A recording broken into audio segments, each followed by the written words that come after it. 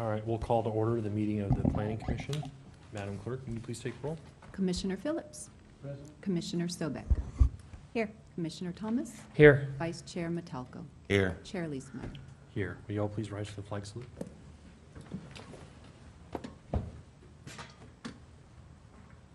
Ready, begin.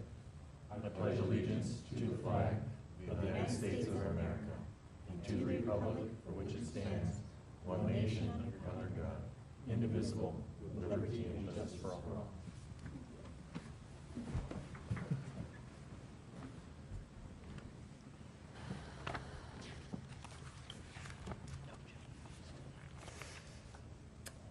No, there's no jelly beans tonight.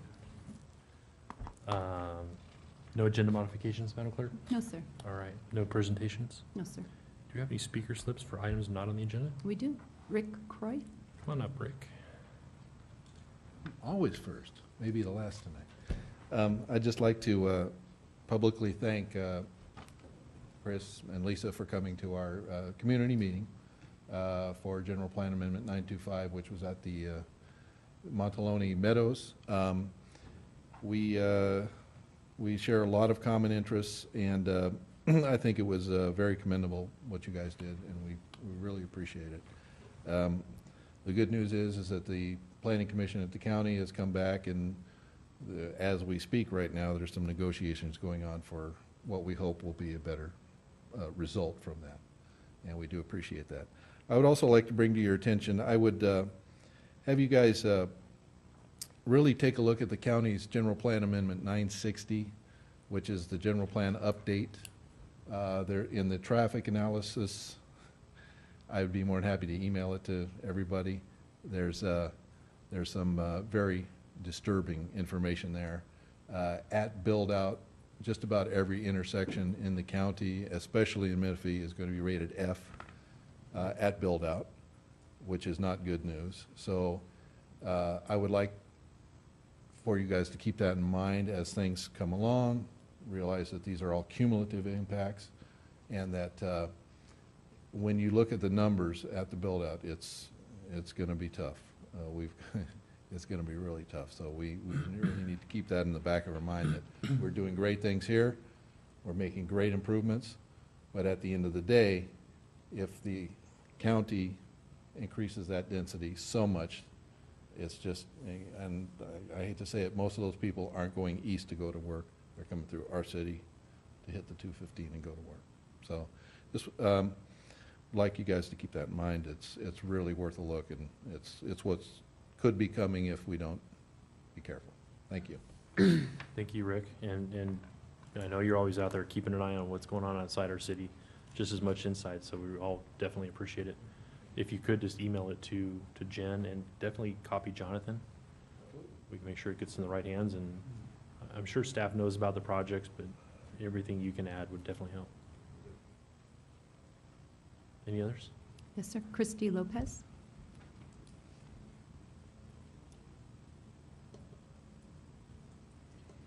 Good evening, Mr. Chair, members of the commission. I just wanted to say that it was a pleasure meeting you all today, and I'm excited about getting more involved with Menifee. And I just look forward to working with you guys more frequently.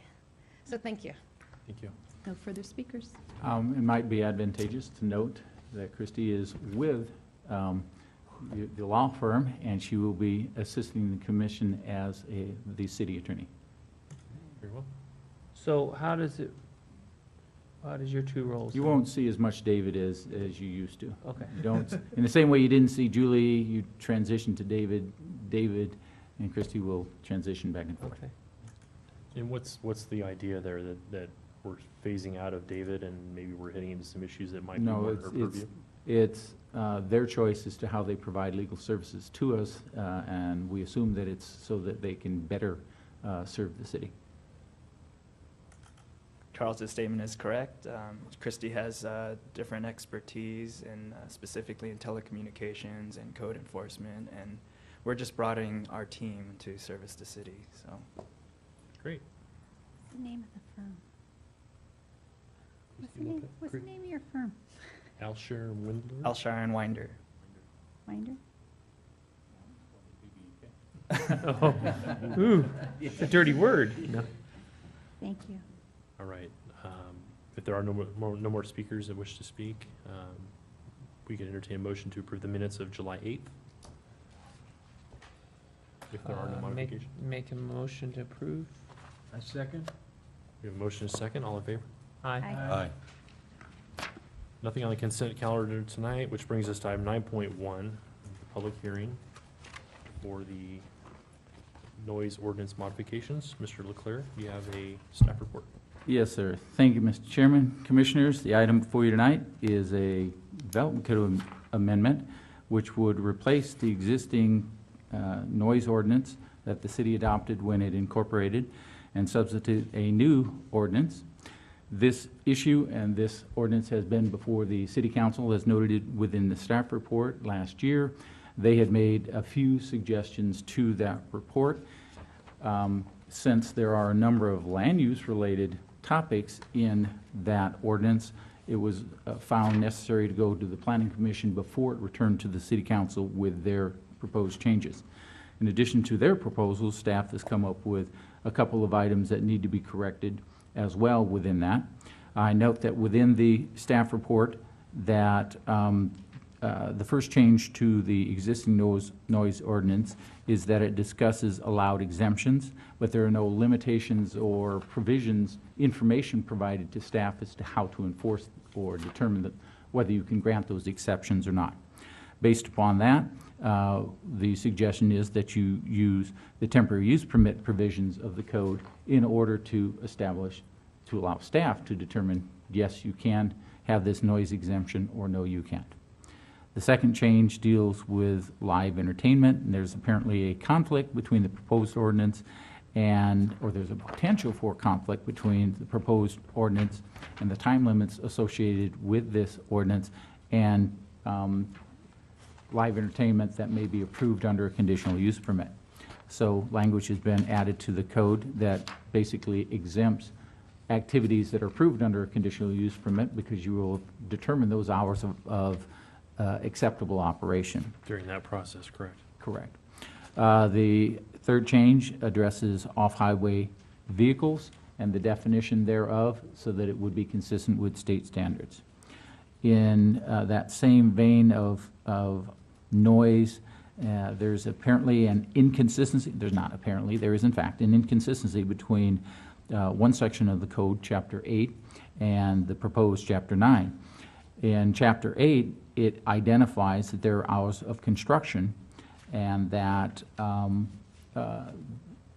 and they are different than the hours of construction in our code. So the commission has the opportunity to either suggest that we change the noise ordinance that's forwarded to the City Council for decision, or recommend in your recommendation that the Chapter 8 dealing with construction, that change so that you've got consistent hours, so that the 2 hours are consistent with each other. Additionally, in Chapter 8, it says that the city's building official or city engineer has the authority to grant construction noises during Sundays and nationally recognized holidays. That's not in the noise ordinance that had been proposed. I've added language to our noise ordinance for recommendation to the City Council that would address that inconsistency, once again returning that authority to them because they're going to be more familiar with construction noises than planning staff, community development staff would be. In addition, there is a situation where under the proposed noise ordinance that identifies that for a single event you can have granted a temporary use permit. But there are other laws that are in place that also limit noise. I'll give you a real-world example of what happened in this city several months ago, where we approved a conditional use permit for an activity that occurred and was going past 10 o'clock at night. At 10 o'clock, neighbors called the police and the police showed up at where the activity was going on and closed them down. They came back to the city and said, wait a minute, we had a temporary use permit approved by the city. How can the police then close us down? Well, there's a difference between our code and the penal code. And so to resolve that, we've suggested language be added in there to the noise ordinance that makes it a requirement that they go to the sheriff's office. It says police department, but it'll be the sheriff's department, to inform them and get some recognition from the sheriff's department that they know that the activity will take place, when and where and so forth, and for how long.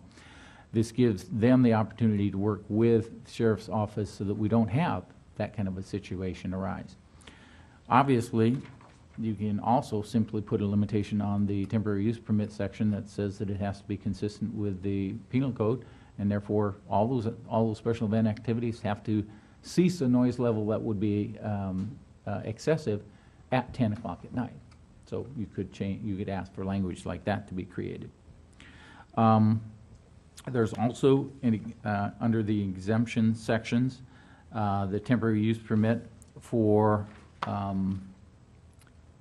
there aren't criteria for staff to make, as I said before, to make the determination as to whether or not what special events, what temporary events could be approved in what manner. So reference is made to use of the temporary, oh, I'm getting my things mixed up. What is being asked for is that you either, under the temporary use permit section, grant staff the opportunity to provide language to you that would set those standards under the temporary use permit dealing with noise issues, or that you put those specific criteria into the noise ordinance itself. So you can either put it in the temporary use permit section of the code or the noise ordinance itself, i.e. criteria that says that, you know, that an exemption can be granted but not later than midnight, that an exemption can be granted but that noise cannot extend beyond being perceptible 300 feet from the location, criteria of that sort. The final, And that would go into the TUP. it could either go into the TUP or into this code. Okay. Your- Do we have provisions in the TUP for neighbor notification? Just following up on what you were stating about the neighbors calling the police? Depends on whether it's a major or minor. If it's a major, yes. If it's a minor, no. Okay. Also, in the proposed ordinance, it references that under a major temporary use permit for ongoing events, or that for an ongoing event, that a major temporary use permit would be the appropriate mechanism to approve that. I disagree with that. I suggest that you use a conditional use permit so that if it's an ongoing event, there's going to be potentially continuous impacts to the property, surrounding properties, and the community as a whole. I believe it would be more appropriate to have, since the noise would be generated by a use, that the temporary use permit process be the mechanism, and it gives, I believe, more authority for the city to impose restrictions on those activities that would be more easily enforced than under a temporary use permit process. And finally, just a clerical notation that within the material that was presented to staff from the attorneys, there was a repetition. In two different subsections, they were noted as exemptions. The two different subsections dealt with different issues, one dealing with construction noises, the other dealing with general noises. What I've suggested and offered in your resolution is a rearrangement of the proposed ordinance that clarifies that, so that instead of those two sections having the same title, one has a title for construction noise, the other one has noise from, or general noise, or some such thing. That way it's clear what the two different items are. With that, I've been informed that Commissioner Phillips has a number of typographical corrections that he is suggesting, that he has also suggested some additional language for clarification. In order for the full commission to see all of that, you may either discuss them tonight, or you can simply continue this item until the next regularly scheduled meeting. Commissioner Phillips will provide me with his red line material, and I can include it as highlighted material for your review and consideration. That way you have a little bit more time than just right here to deal with it. I suggest that, even though the council wanted this returned quickly, I suggest that because one of the major proponents for having this ordinance returned to the council is Councilman Furman. Councilman Furman is not currently available for council meetings, and it may be a meeting or two before he gets back. So you have a little bit more time than was originally anticipated by the request of returning it to the council quickly. With that, you've got your backup material, the Planning Commission draft resolution, you've got the existing ordinance in place, you've got the notice of exemption, and the notice that was provided to the press dealing with the time and place of the meeting, and you've got staff ready to answer any questions. I'll try to answer any questions that you may have on this. Okay, thank you. Are there any questions of staff on the report? Yeah, I've got a couple of questions. On the report itself, try not to get in too far into discussion. We do have a public hearing. No, I'll wait till discussion. I have one technical question. On the exemptions, A, B, and C, it's government agencies, capital improvements and maintenance of public properties, they're exempt. Who do they have to report to for sound and all those kind of things? In other words, is there any, I'm just wondering, who's the authoritative body on governmental? I'm not under Page 5. page 5. Sound emanating from the following sources is exempt from provisions of this chapter.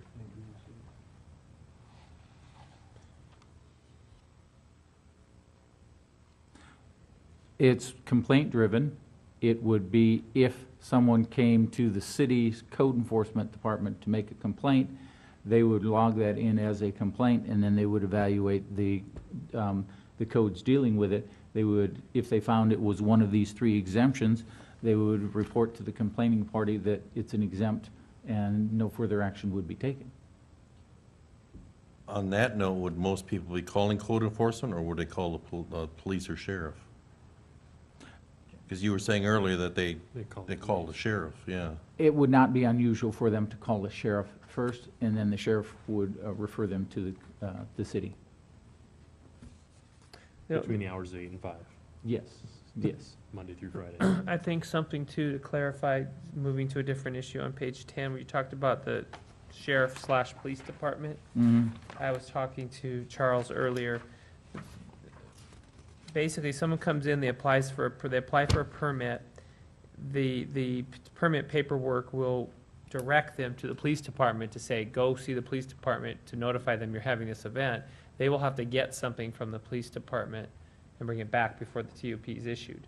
So I think if people ask us, we need to understand that's the process of what's going to happen. The only bug in that is that they're going to have to go clear to Paris because we don't have a police station here. So I just thought that should be clear.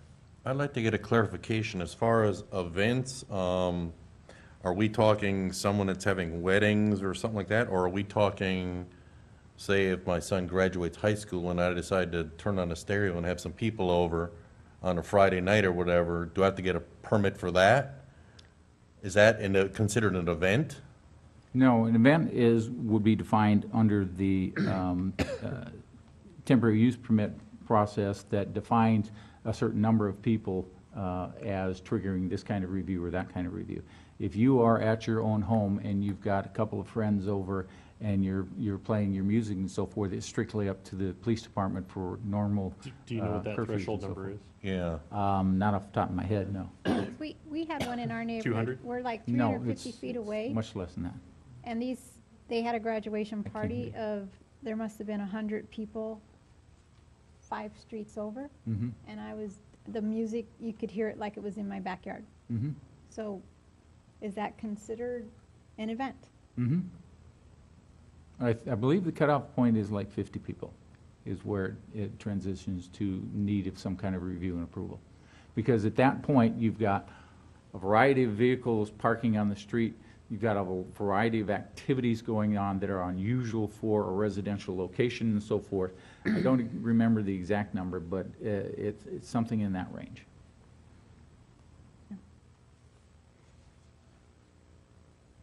Any other questions of staff? You know, I'm trying to, actually, I thought I wrote the right page number down. I had a question under the construction. There was a noise on page 6 where it talked about construction hours between, the different months of the year, June through September, and then October through May, certain hours. But then on, gosh, I thought it was page 10, where it talked about power tools and the noise, and they were different times. And I apologize, because I thought I wrote that down very clearly for my question. Would you happen to remember where the power tools, Page 9. Page 9. is it page 9? So Number not 3. Page 10? Page Power 10. tools. So power tools there says they can't start until 8 a.m., but then on page 6, it says construction can start at 6 a.m., certain times of the year, and 7 a.m. So I didn't understand the difference of We need, power tools and construction. yeah, we need to reconcile that. Well, Because Construction say you is- have, somebody's building a pool in a backyard, Mhm. and they start at 6 a.m., is that, the power tools and construction, construction involves usually, for the most part, something that deals with some kind of a permit. Your equipment could be your neighbor that likes to run his lathe or his vacuum pumps or a variety of things. I don't know what my neighbor actually does, but he starts up his stuff bright and early on Saturday morning and runs that thing, and that's equipment that is acceptable in the neighborhood as something found in a single-family residence, but it makes noise that I can hear from 200 feet away. And so he's limited in when that can begin on any day of the week. So if a construction, I just trying to understand this, if a construction company was building a pool, they could not use their power equipment. No, they could. That's They a could. construction project Okay. with everything associated with that construction. But if someone just in their neighborhood was using their own power tools, they could not start that Correct. until 8 a.m.? Correct. So to rectify this a little bit, in your mind, should we change this? Well, we'll get to that in a second. Are there any other questions of staff? All right. We'll open the public hearing at 7:23. Madam Clerk, this is legally published? Yes, sir. Okay. Have we received any additional correspondence? No, sir. Any speaker slips? None at this time. Okay. Hearing none of that, then we will close the public hearing, 7:24. Mr. Leclerc, so would it be feasible just to say permitted construction? Sure. If you For would those like items? to add, Otherwise, that could be a loophole. Well, yeah, certainly there are residents who are contractors, right? So that might be working on their own home. So it's construction to that extent, but, maybe they start their air compressor at 6 o'clock in the morning, but that's technically construction, and, I understand where she's going. I think we need to reconcile a little bit further than that, because certainly construction noise can be anything. Well, I just am aware of a situation in a neighborhood recently where someone that I am friends with just mentioned to me about a pool being built. On a Saturday morning, they started it at 6 a.m. And in the summertime, your windows are open. Right. But it says here they can start at 6 a.m. Under number 1 on page 6. Yeah. Yeah, they just taking advantage of the early daylight. Well, Yeah, and the lot lines aren't very big between the houses, and it's like it's right next to their bed.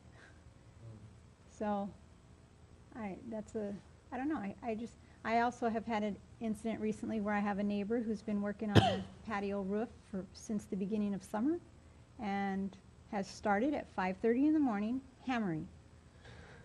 That's not a power tool, but our windows are open, and every window in that neighborhood is open, and people hear the hammering at 5:30 in the morning. 8 hammers, and then he stops. He goes and does something else, you know? That's So why he's been working on it all summer. all summer, he's a Only puts in retired eight older nails a day. gentleman, and I understand he can't work on it very long. But yet, 5:30 in the morning, he's not using a power tool, but it's a hammer, and you can hear it. And you So, could, under this code, you could have that individual cited for that violation of the code. Unless he started at 6. Unless he starts started at 6 and he has a permit. He's gotta have to. So, Yeah, I but, just was thinking of those incidents as I was reading this, how there were ways to get around.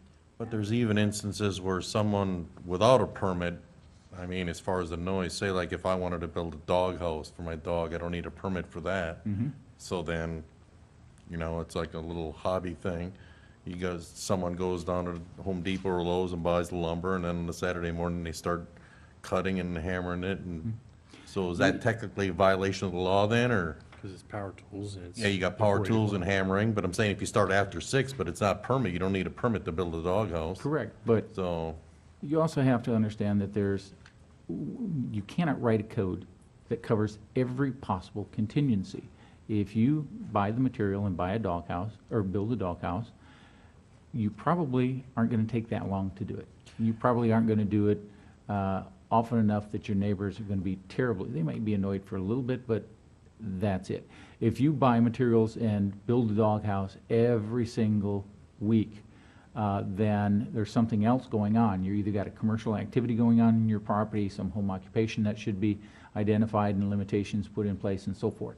But again, this is for general purposes. It's going to cover the vast majority of issues. You are able to suggest to, because you as a commission are recommending to the city council if you would like some changes to this. As I noted before, Commissioner Phillips has a number of changes that I'm suggesting that he provide to me, that I include in material that's presented to you at a future meeting. And then if you have other suggestions, they can be included at that time as well. So how does this go with a CCNR in a home? Like where I live, we have CCNRs, and we're not, in our CCNRs, we're not to start, we don't have the 6 a.m. from. CCNRs are a private contract between property owners, and they take precedent over this. That's what I They was will, in fact, your homeowners association would be able to enforce that.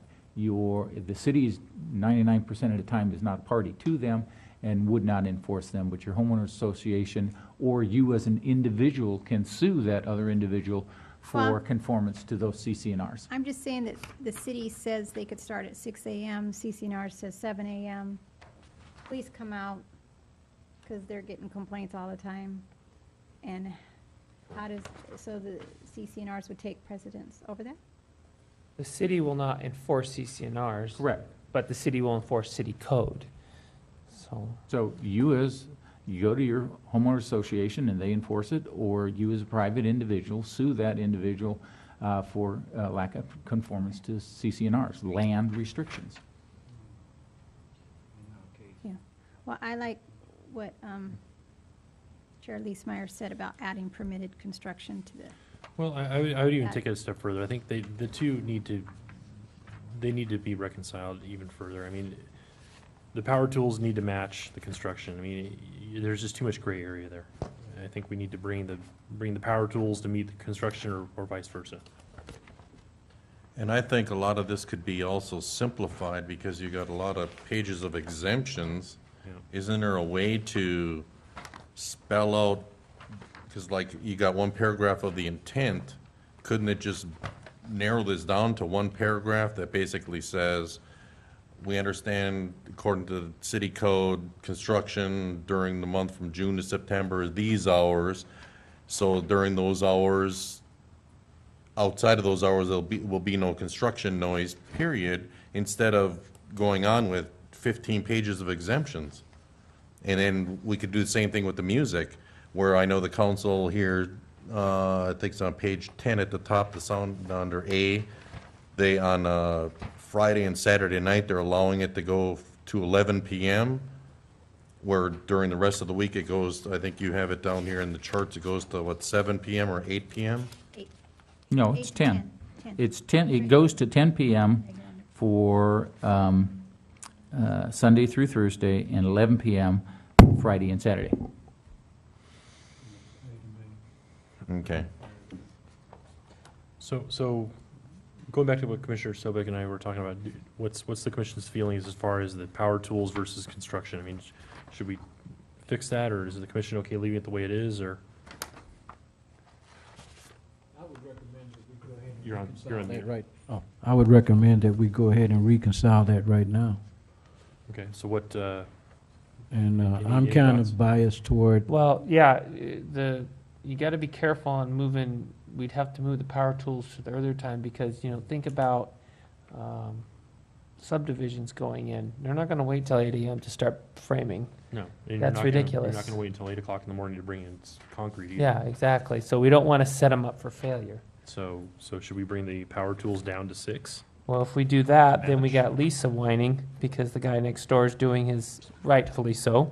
So I don't see the problem leaving it, because power tools, like Charles explained, our power tools are under, a different exemption. It's the guy doing his woodwork, I don't see why this is that difficult. I think we're gonna create more problems by bringing it together, personally. There's a lot if you go in these homes in Sun City, I'll bet a fifth of them have woodworking tools in the garage. For sure. And these old guys love their woodworking, so let's not take it away from them. I'm saying, I've got Harbor Freight already in my house. Yeah. I'm not saying take it away from them, Chris. Yeah. I'm saying let them get up at 6 o'clock in the morning and start doing it rather than wait till 8. But wouldn't that irritate the person next door, the nice little old lady trying to sleep? No? Well, it's, I actually thought the time was 7. I think 8's a little late myself, but I like the idea what Leesmeyer is on page 6, where it says construction, maybe it's permitted construction, or word professional construction, or something to that permitted, effect. permitted Commercial. construction projects. Yes, projects, so there's a difference there. Okay. I'm that- okay, yeah. That makes Yeah, sense. That's a good idea. That's fine. Okay. You using permitted? Lisa? Right. You using permitted? I would take the recommendation from Charles on that, what he would suggest on number 1 and 2 on page 6. Mhm.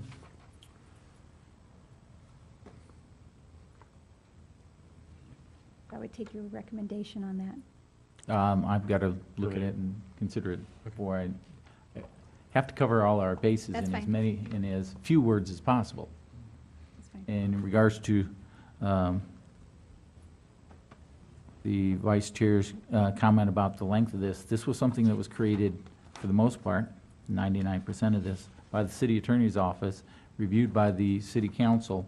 And yes, it covers a lot of issues, because noise ordinances and noise standards are, as you can see, a complicated situation.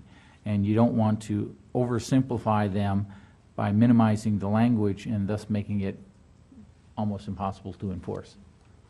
Yes, it is long, but sometimes ordinances need to be long.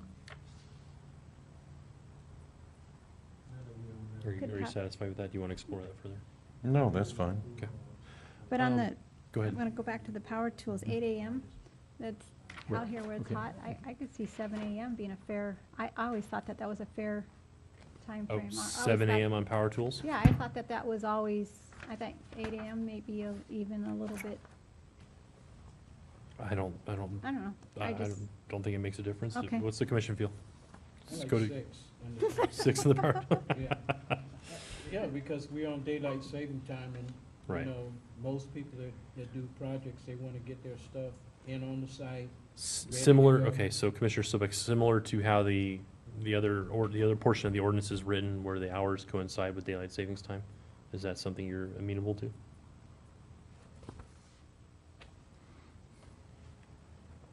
I don't know, there's a lot of neighborhoods where the houses are pretty close, and I Yeah. think 6 a.m. Well, I mean, Well, here we're on- a growing city. I mean, On that's to be page 6, expected. 1 and 2, they differ because they go by the months. October through May is 2, and June through September is 1.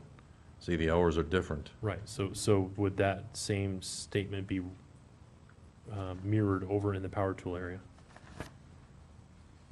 Sound like I work at Home Depot. I would suggest that, yeah, it would be all concurrent with that, and especially with the way the heat is, I know it would be advantageous June through September in order let the construction and home gardeners, whatever, I know this is just for construction right now, but on property maintenance and stuff too, the same thing. Weed abatement. You get it done in the morning before, it's 110 degrees outside. Right. Any other commissioners have a thought on that either way? Yeah, I mean, I agree with you, Mark. I mean, it would make sense to make it match. So, if there's a third person that would agree to that, I think we could get a consensus and move on to something else.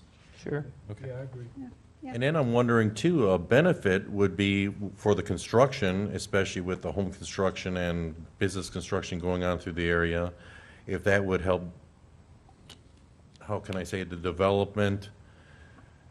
There are timetables as far as getting them done on time or even quicker. So there would be, actually, it would cut down on noise. You would have more during the day, during earlier hours. But if they're able to start 2 or 3 hours earlier in the day, then it may cut the project down by a couple of weeks. So then at the end, you're not hearing more construction noise. The project is done. Yeah, but then we'd run into problems with, well, my contractor didn't show up and now it's delayed the, yeah. Yeah. I think you're opening up a big can of worms. I'm just saying it may be a benefit. Like she was saying with the project, going on all summer long. You know what I'm saying? That's right, he has no problem starting at 5:30 in the morning. Something Commissioner Thomas touched on, and I want to explore a little bit further, Charles, is the issue with the sheriff's department and having to go to the sheriff's department to get basically clearance from the sheriff's department. I mean, the whole intent of incorporating was to streamline the city and to step away from having to go all these different directions to get the answers you need. So, yeah, I would like to discuss further, how do we bring that back into the city and have the city be the final say? And maybe we incorporate some language in here somehow where the language matches the sheriff's, matches the penal code, where we don't have to send the public 4 different places to go get go get a permit for something like this. Or what about having them sign a 20-point print disclosure that says this, Or just have a temporary copy, permit have a that- copy of the penal code attached to the permit and say, here's the penal code, you understand this, you've signed it, done deal. That'll work. Though, thinking about, how some, just trying to think what could happen at a party. And maybe that one step for some people going to the sheriff's department will make them think twice of what they do or have at that party. I I hear where you're coming from, but the people that are gonna have that one issue at the party probably aren't even gonna go to the sheriff's department. I can I understand what sell you're this saying. crack at this party? Right. Cocaine, man. Not to that extreme, but right, I mean, that's. Well, recently when we It had. opens their eyes, but I mean, even so, having that affidavit in the application says, here is the penal code, you recognize this, you've signed it, it's kind of the same But, thing. When I called, like when we had the issue with the brewery, and I called the alcohol place that you call, ABC? called ABC. They, the person that I talked to actually suggested and made some comments and ideas that other cities sometimes take things a step further, and they include people going and having a workshop at the police department if they're going to be selling alcohol. They actually encourage that extra steps for responsibility. And I think sometimes, Well, how we can address this is simply strike that whole thing And then on the TUP application, we simply put information that we recommend that the applicant contact the police department to deal with such issues as blah, blah, blah, and noise being one of them. And I think there should be wording in large font that says, clarifies that getting this permit does not exclude you from abiding by penal code, meaning, this only covers till 10 PM, because that's your whole purpose, is to send them to make them have notification, so they can't come back and act stupid, we want our money back. Right. But if it's in a large print section that says, you are now being made aware that does not exclude you from other laws regarding time and sound of events. Right, that makes sense. But I think Chair Leesmeyer had a good idea that basically to make it easier for a citizenry here in Menifee, to make it basically one-stop shopping, come to the city, because that's what the city's here for, to provide guidance, tell them what the ordinances, what the laws are, what's needed, and that's the only place they should have to come. I mean, it couldn't be that hard to get a copy of the laws from, or whatever the sheriff has, the penal code, and then just have it here, so when someone in a packet, when they do come for a temporary use permit for the noise ordinance, it should all be together and it'd be done. I mean, why make them run all over town doing this and that and the other thing? I mean, it sounds like for a graduation party or something, they got enough going on already. Let's make it easier for our citizens and basically they say, yeah, my city's working for me here. They have all the answers. Right. Well, two answers to your question. One, I'm not sure we have any attorney resources that would give us that kind of assistance. Just printing off a copy of the penal code? Yeah, that's a We joke. can just say the It's a buck joke. stops They're at- taking notes and they'll give us the material we need. Second is, it was put in there because, in my experience, when you have to go to that extra step, it makes a bigger click in your mind so that you know it. That's- But yes, That was my. under feeling. normal process, you come to the city, we, in doing the review of your application, send requests out to different agencies and departments, and they come back to us, so it is a one-stop shop. It's perfectly fine, as I suggested a moment ago, to simply strike that sentence, the proposed sentence, and in the creation of the application and in any approval of such, you just have standard language that identifies the information that the attorney's office will provide to us dealing with the noise in the penal code.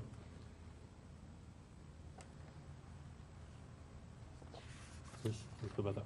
No, I think it's fine. Yeah. Again, I think we need to make this TUP for dummies and have, again, a very clear section that they have to abide by other rules besides this. Because that's what, we don't want them coming back and hassling the city staff because they didn't, quote, understand. And it's the dummies that are gonna come back and whine. And can it have a section where they have to sign it saying that they acknowledge They have, receiving? they have to sign the application. We can put the notification near the signature of the application. We have sections that they initial, so we can just have a section of the application that they've read that paragraph, and they initial that they read that paragraph. Yeah. When you take out a student loan, they have an 8.5 by 11 sheet, and all it says is, I understand I must repay this loan. Yes, that's Mhm. federal student loan law. Mhm. And I'm like, what the freak is this? And they're like, people obviously don't think they have to pay this loan back. So that's what I'm talking about, making it real clear with the initialing or something to that effect. So, Offhand, how much is a temporary use permit to have for noise ordinance? I don't work the counter, so I don't know. It's for a minor temporary use permit. I really don't know. But is that posted somewhere? Oh, yes, it's on the website. Okay. Fees are on the website. There was a section, moving on, there's a section where you were talking about reconciling an issue between two chapters. And chapter 8 needed to be Correct. modified in order to match the noise ordinance. Mhm. One or the other needs to be modified. Right, where was that again? I wrote down a quick note and we transitioned on to something else. In chapter, section 8.01.010, right. hours of construction, it talks about and that information is in the staff report on 3, page 3, yes. right, okay. And the chapter 8 talks about 8:30 to 7, and our code talks about 6 a.m. So there's a half an hour differential between the two. So we either make the noise ordinance 6:30, or we recommend to the city council that they change chapter 8 to 6 a.m. Well, to coincide with the construction issue, it seems like it needs to go down to 6, right? Yeah.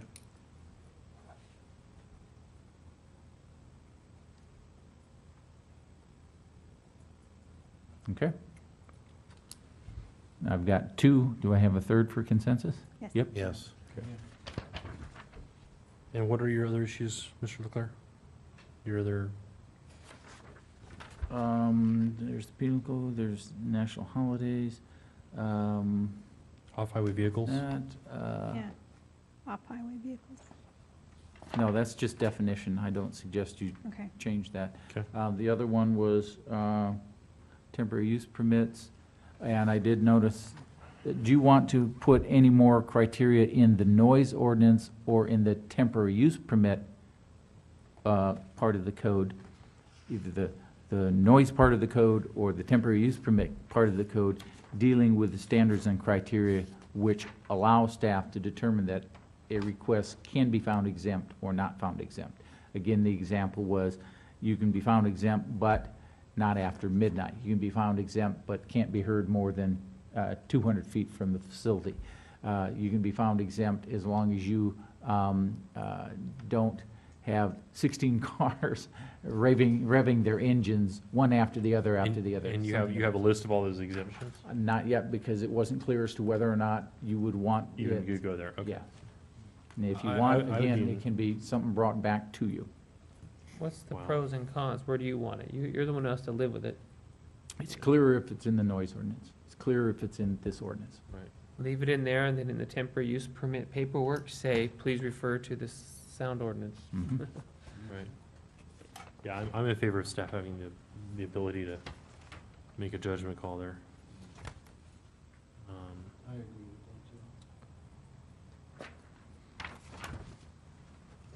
that too. Does the noise ordinance apply to farm implements? Yep. Mhm.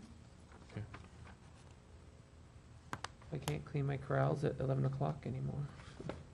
Do it by shovel. Do it by shovel, yeah. I like my tractor. Well, I'm thinking about as far as the plowing and Oh, the tractors- plowing. The and- tractors oh, that are yeah. out there doing How disking does and that things like work? Yeah, because they plow at midnight sometimes Right. They'll because plow of at night, heat. they'll till in manure at night because it doesn't smell as bad and things like that. The dust so. is down, and they're They even would- told to at night, do it at night. They would be subject to this noise ordinance. Okay. Should we put an exemption? Complaint there? driven, right? Yes. So we can either add an exemption or let it go on a complaint basis. I mean, I understand, I mean, It does state in there the agricultural is exempt. Oh, it does, okay. okay, Yeah. nice, you go. good catch. It's in one of Yes. the pages F. with all exceptions. One question I had too, you have some tables like on page 8, and it lists, I guess, the decibel levels or whatever Yes. at 10 minutes. So when there is an infraction or a complaint, do code enforcement or the police officers have a meter to actually measure? Yes, code enforcement has a meter. They have to be trained. They have to have monthly calibrated sound equipment, sound meters. They have to take a reading before and after an event, and the individual that's being monitored has to cooperate in shutting the equipment off, calibrating the noise, then having the equipment on and taking the new reading. That's if you get a permit? It's no matter during any enforcement, complaint. enforcement. Oh, okay, during any complaint. Is there, with these numbers that are here, 40, on exterior 45, 65, is there a way for us to hear how loud that is, or? 'Cause I mean, we're What's the looking at, basis? Yeah. we're looking at numbers, I just want to know, Is that a standard basis? what's the level? I mean, how loud is loud? These numbers are pretty standard numbers for noise levels, both day and night.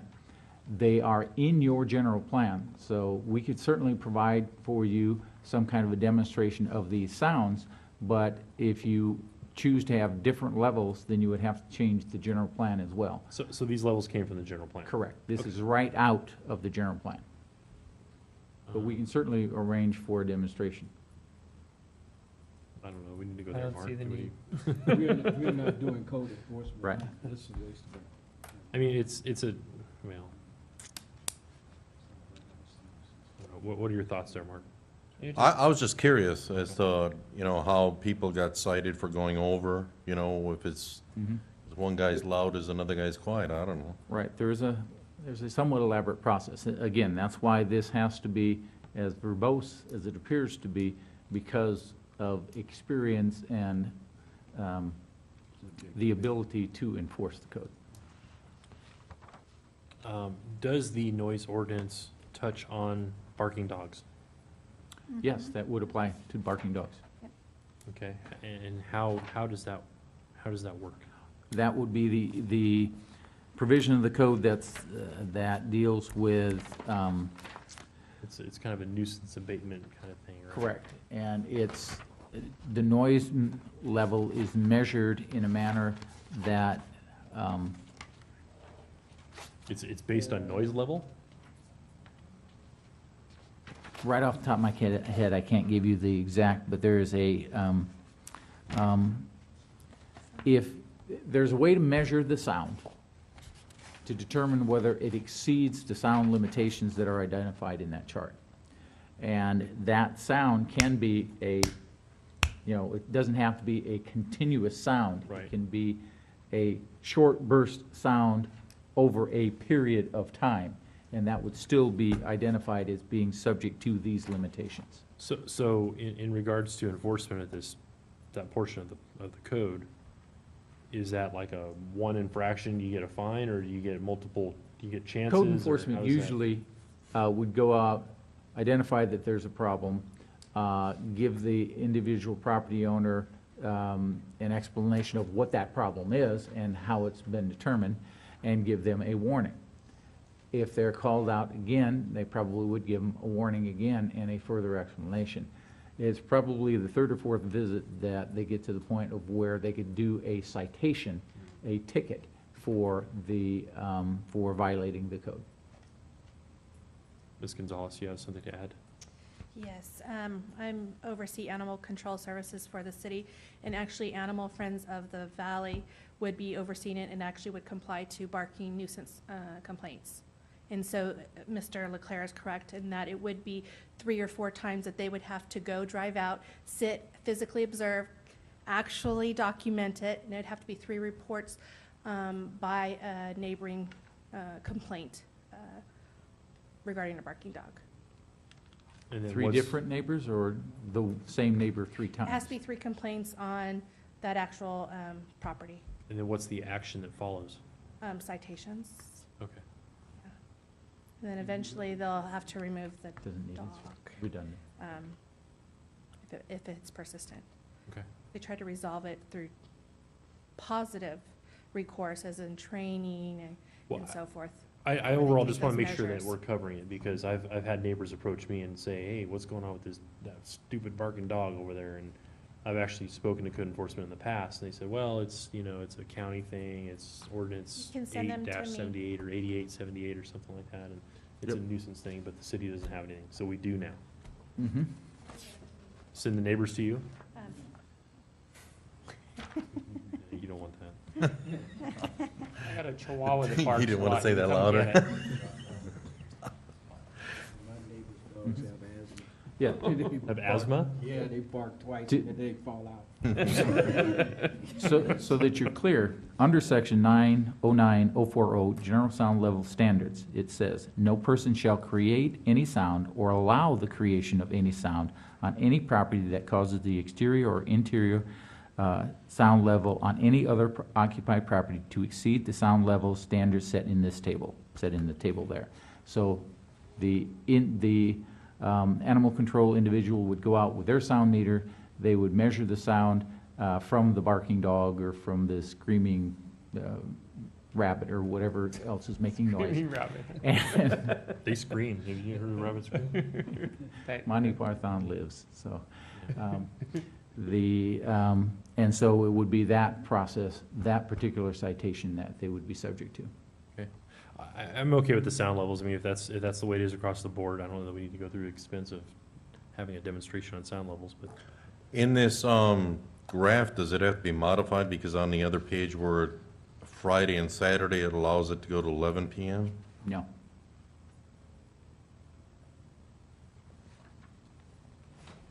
it doesn't? It doesn't make, Or put a star or something, except for this instance? We could do that to make it clearer. Okay, just consistency. yeah. Now, you're going to allow it to go to 11 on Friday or Saturday, right? Correct. Yeah, 'cause think of it, you're holding a wedding reception. Right. You want to have a little extra time on the weekends. Are there any other issues that you need resolution on, Mr. Leclerc? Just whether or not you're allowing Commissioner Phillips to give me his notations so that I can bring that back to you. Do you have a lot of stuff, Commissioner Phillips? I mean, is it something we can go through real quick, or? It's not something you can go through real quick. Okay. And staff would much prefer that it be in writing so that you can look at it, because sometimes it gets lost in translation. Well, I just want to make sure if it's dotting i's and crossing t's, or it's actually substance. That's all I'm saying. There are some recommendations for substance. all right. And then a lot of the syntax. and- Are there any other commissioners that have? I would Modifications? request if we get his comments somehow, they're in bold italics, or I was or gonna put it in something, red. No, something in our reports. you will have a revised report that will identify his suggestions. And then identify the ones that you made this time, the yellow, highlighted yellow. Do we, We can make a So we have- distinction between all of them. can Mhm. we, yeah. We can okay. have different colors for my original suggestions, the That would- suggestions made that at would be tonight's helpful. meeting, and then the suggestions made by That would be Commissioner Phillips. helpful. Okay. Sorry, Lisa. I mean Jennifer. Are there any modifications from the commission? Hearing none, we can entertain a motion to continue this to this meeting. to a date Reopen the certain? public hearing and then continue it to a date certain. Oh, do you have a date in mind, sir? Just the next meeting. We should be Okay. able to get it to Next you at the meeting. next meeting. All right, we'll reopen the public hearing at 8 o'clock. Is there a motion on this item? I make a motion to continue it to a date certain as amended. I second. There's a motion, a second, all in favor? Uh, Do we know what that date is? August 12th, thank you. We'll insert August 12th. Okay, we'll close the public hearing at 8 o'clock, and we'll move on to item 10.1, which is a discussion item, just a general discussion, no public hearing on the possible change to the commission's regular meeting dates. Commissioner Sobek had brought this up before. This was something we discussed about a year ago, and it's coming back around. How does the commission feel about modifying the meeting schedule? Do we want to change anything? Does anybody have any problems? Mr. Leclerc, is there an advantageous reason to have these meetings coincide with council No, financially? it's or- It's strictly up to the whim of the planning commission as to whether you have it any particular day of the week. Staff just backs up from the date of the meeting so that we can provide you with a reasonable amount of time for your staff reports and so forth. And there is no overwhelming reason to be consistent with the council, and there's no overwhelming reason not to be. Does it allow staff more time to compile reports? We back up from when you get the report, so it's, So it goes, you know, it goes either way. if you stay on Tuesdays, we try as best as we can to get you them on Thursdays before. If you Sure. go to Wednesdays, Friday. it might slip to the Friday before, so. But if there's a holiday on Monday, it kind of gives us that extra day. Well, if you have holidays, we try harder to get it to you earlier. No, I'm just saying, yeah. It just seems like we've had some holidays on Monday, long weekends, and then we're in a hurry to read the stuff. So I don't know, an extra day if it'd make a difference. It doesn't make any difference to me. Is there another commissioner that wants to change it to Wednesday? Well, I like Wednesdays, Wednesday? for exactly the reason she pointed out. I'm fine with going to Wednesday. I'm okay with Okay, Wednesday. so we can go to Wednesday at the next available opportunity. What would that be? That's, Do you need a vote on that? yes, you would have to pass Resolution 2014-180. Oh, you Which created one. Mhm. Are we on the second, we're the second, fourth, right? Second, fourth, 'Cause yeah. I have sheriff's meetings the third Wednesday, so yeah, as long as it's not, yeah, okay, that's Okay. fine. Well, in that case, I'll make a, But- go ahead. If he has something on because there's been instances where we had a special planning commission meeting, and that may be on that Wednesday. Yeah, third But- Wednesdays with the So- the sheriff's Oh. departments. We could just do the Tuesday prior for special, I mean, we can cross that road when we get there. It doesn't need to be a Wednesday for a special meeting, right? Okay. We have commissions operating on Tuesdays and Mondays and all kinds of things like that. Is that gonna conflict with any of the other commissions, the senior advisory or the trails or anything like that? No? Where they need where they Not- need the chambers at this hour. Or they need They meet staff? on the fourth Thursday of the month. And Okay. then parks, That's what I'm talking about. that's it? Yeah. Okay, Mhm. all right. Well, Sir? other than individuals up here trying to tell me that I may have put into your staff report that we would bring back a resolution. However, since we've got a resolution in the packet that has an appropriate number, it doesn't have to be a public hearing item. I can't think of a reason why it couldn't be adopted tonight. Because it just identifies that you're going to be on the second and fourth Wednesdays of each month, and so on and so forth. Does the ordinance need to state when that transition will occur? The minute you adopt a resolution, it goes into effect, so it would be at the next meeting. The only thing I would suggest, since you continued an item to the 12th, you would have to go back to that and reopen it and continue it to the 13th instead. So why don't we just make the following meeting Yeah. the Make it the kickoff? second meeting effective the second meeting in Right, August. that helps for all the other public hearings that Jennifer's probably working on right now. Okay. So the second meeting in August will be on Wednesday, this third Wednesday of the month, fourth Wednesday of the month, I'm sorry. I'll make a motion to approve Resolution 2014-180. I second. All in favor? Aye.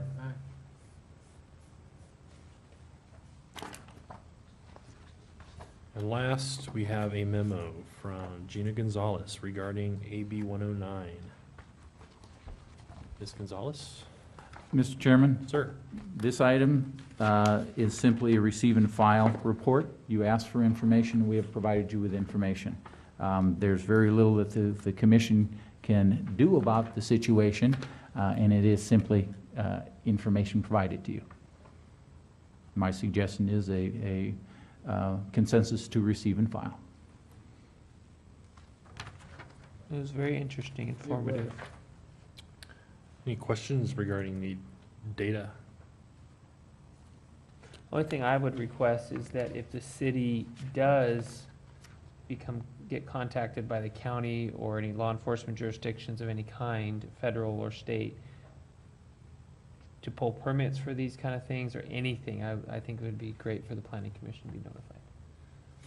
To what end? They're exempt from pulling permits for that kind of stuff, right? Well, if the city becomes aware of, just so we're aware of it, because people ask us what's going on, they go, you're a planning commissioner, you should know that this is going on. There's nothing worse than being, yeah, they know something and we don't. That's kind of informational, it could be an email, I don't care. Advisory. I understand what you're saying, and we will endeavor as best as we can when we find out about such facilities to provide such information to the commission. But I caution you that having that information may lead to discussions and frustrations on your part and their part about what you can and cannot do. But we can certainly provide information to you. Thank you. All right, that is received and filed. I see nothing further on the agenda. Mr. Leclerc, do you have any information you want to add tonight? No, sir. Okay, are there any commissioner comments? I have comments. Go for it, Ms. Sobek.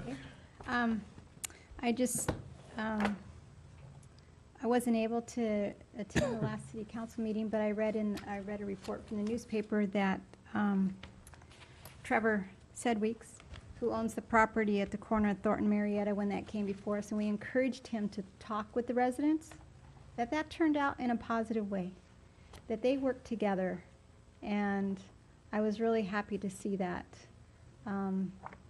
So I just think that Positive, it's positive for who? well, I guess I should be careful in my wording, that they talked and there's been a possible solution, and he listened, and I guess we'll know more when it comes before us. But I think that's a good pattern for us to do as a city when there's a project coming before that's controversial, that there's residents, Any project, really. any project, that there needs to be a discussion and some interaction with those surrounding property owners. Or, And also on this, when the 300, I mentioned this before, the 300-foot rule, that sometimes when it affects a whole neighborhood, we need to take that a little further. And we need to look at that surrounding area and say, you know what, this 300-foot rule is only going to be for part of that housing development, but this is going to affect everybody in the housing development. And I think we need to take that into consideration, that we need to maybe, sometimes we need to go a little bit beyond that 300-foot rule.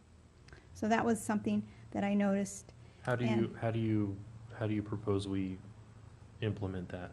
I mean, it's kind of subjective to say what is the I would neighborhood say and where the on boundary is. I would say probably each individual project would be a little different, but for this instance, we had an exit in a neighborhood that would have affected the whole neighborhood, but only part of those residents were notified. And because they lived they lived in the corner of I guess you could say the track homes. They lived in the corner, so they were outside of the 300-foot rule. Sometimes we need to maybe send it to everybody in the track. I'm just Mr. saying, Leclerc? sometimes we need to look at those things. You have in your draft development code a section dealing with public notification, and that's where you could change that number from 300 to 500 or 1,000 feet, whatever you feel is appropriate. You could also put in limitations that say something to the effect of what you're talking about, a recognized neighborhood. If half that recognized neighborhood would fall within the 300 or 500 or 1,000 feet, then all of that recognized Okay. neighborhood would be notified. And So that there are would- ways to do it, but Okay. that is in your new code, and just bring that issue up when Okay. you're looking at that chapter. Okay, all right. It seems like a really hard thing to do, because. It's not as hard as you may think. Well, and I'll tell you why I think that, because having been in the civil engineering and surveying business, and having to go to title companies to have them prepare radius notification packages, they're not gonna know what the city's requirement is to produce that radius notification package. You know, Correct, they're but- not gonna be able to take an APN map and draw circles and do all their delineation like they do when they're preparing those things. Right, but we prepare ours. And she has the ability to do just what I was talking about. And it's not something that I'm just coming up with. When I attended the conference earlier this year, there was a discussion on that. And some cities have found it to be a very positive thing. It helps with the communication better. Certainly. And when those projects then come before us or the city council, people are more apt to work together and not have their argument here. A lot of that's done ahead of time, and then it streamlines the process, The only downside to it is it adds expense right? that the applicant has to pay for. So Jen, you produce the radius labels and the whole 9 yards? Yes, that's correct. Jeez. And that was gonna be my question, the cost. Because I'd assume that besides staff time, then there's postage, that kind of thing. Is there, can you give us a general cost of what it is now compared to if we went from 200 to 500 feet? No, you couldn't do that because there's too many Sometimes variables. there's empty lots. Right. Right. There are too many variables. It could be larger lots or smaller lots. Anticipate, though, that anytime you're doing something of that, you're probably doubling that portion of their cost of the application. And it is bore by the applicant, not the city? Correct. It is Okay. borne by the applicant. I'm trying to get my head around that, because everywhere I've been, it's always been up to the applicant to Mhm. provide the radius notification package. How do we, why do we do that? Why do we, It was a choice in the past that somebody in the city made. I understand this is the first city that they do it as well, but it is an easier assumption. It's easier to, but in a city of our size where staff is already limited, I mean, you Mhm. could go to a title company and there's 500 people walking around with nothing to do. It'd be so much easier to put it back on the applicant. I don't know. All right, it was a policy decision made in the past. I'll bring that up when we get there. Okay. All right, I just was wondering if we can have maybe an update on the Menifee Marketplace. I've had questions from individuals in the community asking how come dirt isn't moving there with the movie theater and the bowling alley. So we could have an update. That'd be one of those things. And then I just want to thank Gina for her report on the AB 109. So thank you. Well, the update to the Menifee Marketplace is that we're working through details of things that have to be done, drainage issues and subdivision issues, and they're working with what will ultimately be property owners and so forth. And once they submit plans and information to the city, then it will be administratively approved. It doesn't go to the commission, it doesn't go to the council. And following that or concurrent with that, they'll be reviewed for building plans and building permits. But we basically are waiting for them to submit the material and go the next step. It's just nice, that's a big area here that a lot of people are looking at. Maybe, so I just thought I'd ask for an update every now and then. Mhm. So I can give answers when people ask me. It's the development community moving as fast as the development community chooses. Thank you. Are there any other commissioner comments? Anybody care to adjourn? I move we adjourn. Second. Motion and second, all in favor? Aye.